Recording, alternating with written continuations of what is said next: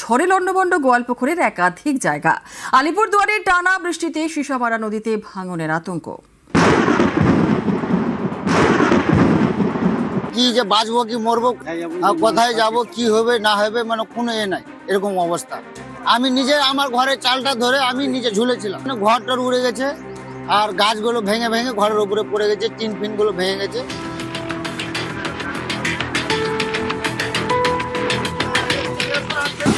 শনিবার রাতে কালবৈশাখী, রাত 11টা নাগাদ শুরু হয় ঝড় বৃষ্টি। ঘণ্টাখানেকের ঝড়ে তছনছ একের পর এক বাড়ি।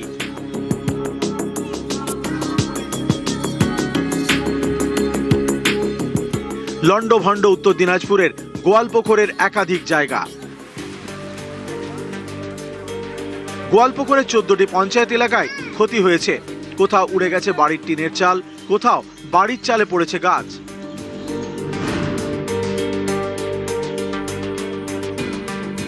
স্থানীয়রা বলছেন, ঝড়ে নষ্ট হয়েছে বিঘার পর বিঘা জমির ফসল।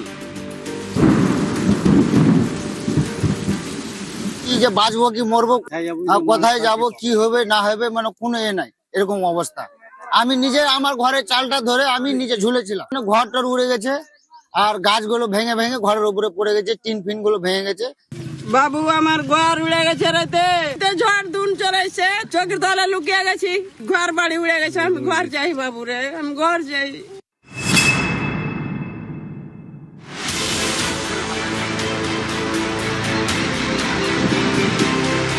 আলিপুরদুয়ারের শালকুমার এই এলাকার পাশ দিয়ে বয়ে গেছে সিসামারা নদী।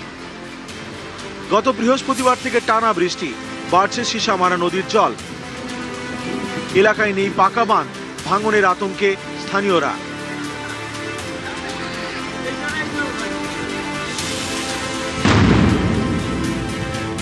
এলাকার লোক উদ্বিগ্ন, চিন্তিত আছে, কখন কি হয়ে যায়, কখন বন্যা ঢুকে।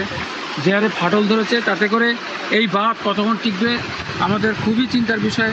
ভাঙতেই শুরু করে কেন নদীটা অতি সত্তরের দিকে ঢুকে যাবে।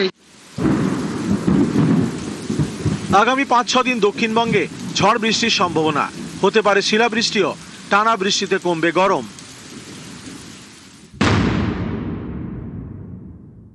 26 তারিখ থেকে বৃষ্টিপাতের সম্ভাবনা বাড়ছে দক্ষিণবঙ্গ উত্তরবঙ্গ দু জায়গাতে। দক্ষিণবঙ্গের জন্য আজকের দিনটা প্রভাব বেশি থাকার সম্ভাবনা রয়েছে মেনলি বীরভূম, মুর্শিদাবাদ, পূর্ব পশ্চিম বর্ধমান, নদিয়া, উত্তর 24 পরগনা, হুগলি। এই জেলাগুলোয় বজ্রবিদ্যুৎ সহ বৃষ্টিপাত, দমকা হাওয়া কোথাও কোথাও 50 থেকে 60 কিলোমিটারও থাকার সম্ভাবনা রয়েছে। অন্যান্য জেলাগুলোতেও বিক্ষিপ্তভাবে হালকা থেকে মাঝারি ধরনের বৃষ্টিপাত এবং বজ্রবিদ্যুৎ ও দমকা হাওয়া থাকার সম্ভাবনা রয়েছে। আগামী 5-6 দিন দক্ষিণবঙ্গে বৃষ্টিপাতের সম্ভাবনা বাড়ছে। কলকাতা পার্শ্ববর্তী অঞ্চলের জন্য আগামী 5-6 দিন বৃষ্টিপাতের সম্ভাবনা রয়েছে। পরবর্তী 4 দিনে আরও 3 থেকে 4 ডিগ্রি মতো দিনের তাপমাত্রাটা কমে যাবে। উত্তরবঙ্গের জন্য মালদা, উত্তর দক্ষিণ দিনাজপুর, দার্জিলিং এই সাইডটায় বজ্রবিদ্যুৎ সহ বৃষ্টিপাত এবং দমকা হাওয়া সহ থাকার সম্ভাবনা থাকছে।